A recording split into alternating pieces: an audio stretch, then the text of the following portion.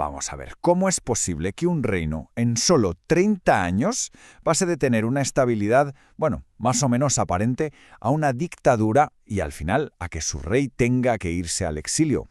Hoy nos metemos de lleno a desgranar el colapso de la España de Alfonso XIII para entender qué pasó, para ver cómo se desmoronó todo un sistema. Hagamos la revolución desde arriba o nos la harán desde abajo. Esta frase de Antonio Maura, el líder conservador, es que lo clava. Resume perfectamente el dilema de la época. ¿Qué quiere decir? Pues básicamente que el propio sistema se daba cuenta de que tenía problemas gravísimos y que o se reformaba a sí mismo o la gente en la calle iba a provocar una revolución. Pero claro, la gran pregunta es, ¿consiguieron hacer esa revolución desde arriba a tiempo? Vale, pues vamos a ello. Como cualquier edificio, un reino no se cae de un día para otro, se derrumba por las grietas que tiene en los cimientos. Así que, para entender este colapso, lo primero es encontrar esas fisuras, esos problemas que, poquito a poco, fueron debilitando todo el sistema, hasta que se vino abajo. Y aquí tenemos los 5 grandes frentes, las 5 grandes grietas. Por un lado, una inestabilidad política tremenda. Los partidos que se suponía que se turnaban en el poder estaban rotos por dentro. Luego, el conflicto social. Los movimientos obreros, como la UGT socialista o la CNT anarquista, cada vez con más y más fuerza. Tercero, la cuestión militar. Un ejército que se sentía herido, humillado desde la derrota del 98 y muy metido en política. Cuarto, el regionalismo. Sobre todo en Cataluña, cada vez se pedía más autonomía. Y por último, siempre de fondo, el gran problema de Marruecos. Una guerra colonial que costaba muchísimo dinero y sobre todo muchísimas vidas. Cada uno de estos puntos es una pieza clave del puzzle que estamos montando. Ojo, que hubo gente que vio venir el desastre. Políticos como el conservador Maura o el liberal Canalejas se dieron cuenta del peligro. Y sí, impulsaron reformas importantes, no se puede negar. Pero sus esfuerzos, pues se quedaron cortos. Eran insuficientes. Era como intentar tapar las grietas de una presa gigantesca con un poco de masilla mientras la presión del agua seguía y seguía subiendo. Simplemente no era suficiente. Y claro, con esa presión, al final algo tenía que estallar. Y la primera gran explosión fue la Semana Trágica de Barcelona. El detonante, cómo no, la guerra de Marruecos. El gobierno decide llamar a filas a los reservistas, que eran padres de familia, gente trabajadora. Y eso fue la gota que colmó el vaso. En Barcelona estalla una huelga general que se convierte en una revuelta urbana súper violenta, muy anticlerical y antimilitar. La represión del ejército fue durísima, y sus consecuencias, como la ejecución del pedagogo Ferrer y Guardia, fueron un escándalo que no solo hizo caer al gobierno, sino que abrió heridas muy profundas en toda la sociedad española. Si lo de la Semana Trágica ya fue un aviso muy serio, lo que pasó en 1917 fue el golpe que casi acaba con todo. Fue el año en que todas esas crisis que llevaban tiempo cociéndose a fuego lento, de repente, ¡pum!, estallaron todas a la vez. Lo de 1917 es increíble porque es que se junta todo. Es una crisis triple, un ataque por 3 flancos a la vez. A ver, primero los militares, que se organizan en las famosas juntas de defensa contra el propio gobierno. Segundo, los políticos de la oposición, que montan su propia asamblea para exigir básicamente un cambio de sistema. Y tercero, los sindicatos, que convocan una huelga general que buscaba una auténtica revolución. Imaginaos el panorama, el régimen contra las cuerdas, con 3 enemigos atacando al mismo tiempo. Y aquí viene la pregunta del millón, claro. Si tienes al ejército en contra, a los políticos en contra y a los obreros en la calle, ¿cómo es posible que el sistema no se derrumbara ahí mismo? ¿Cómo sobrevivió la monarquía a semejante tormenta? Pues aquí está la clave, la gran paradoja.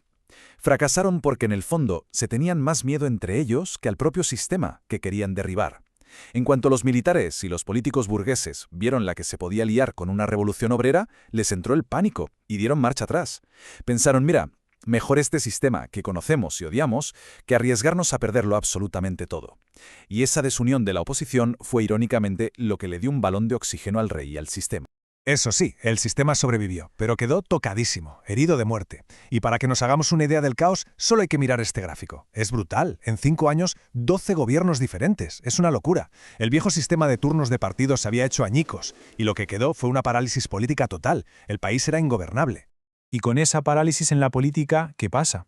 Pues que la violencia social se dispara a niveles extremos. Nace un fenómeno que se conoce como pistolerismo, sobre todo en Barcelona. Y es literalmente una guerra en las calles. Asesinatos casi a diario entre sicarios de los sindicatos y pistoleros pagados por los empresarios. Un auténtico campo de batalla urbano. Y justo cuando parecía que la cosa no podía ir a peor, siempre podía ir a peor. La puntilla final llegó, de nuevo, desde Marruecos. Y llegó en forma de un número, 13.000. Esa es la cifra escalofriante de soldados españoles muertos o desaparecidos en el llamado desastre de Anual, en el verano de 1921. 13.000. Aquello fue mucho más que una derrota militar. Fue una humillación nacional, un golpe tremendo a la moral del país y sobre todo del ejército. Se abrió una investigación para buscar responsables y la cosa empezó a apuntar muy alto. Se hablaba de altos mandos, incluso del propio rey Alfonso XIII. La presión política se volvió simplemente insostenible. Con el desastre de Anual y el caos político total, el escenario estaba listo para una solución drástica, una solución autoritaria. Y llegó. En septiembre de 1923, el capitán general de Cataluña, Miguel Primo de Rivera, da un golpe de Estado. Y lo curioso es que, al principio, mucha gente recibió el golpe con alivio. Estaban hartos del caos, de la violencia. Primo de Rivera se presenta como el Salvador, el cirujano de hierro que venía a poner orden. Y el rey, Alfonso XIII, pues no solo no se opuso, sino que le entregó el poder en bandeja. Un movimiento que, como veremos, le costaría el trono. La dictadura de Primo de Rivera tuvo dos fases muy marcadas.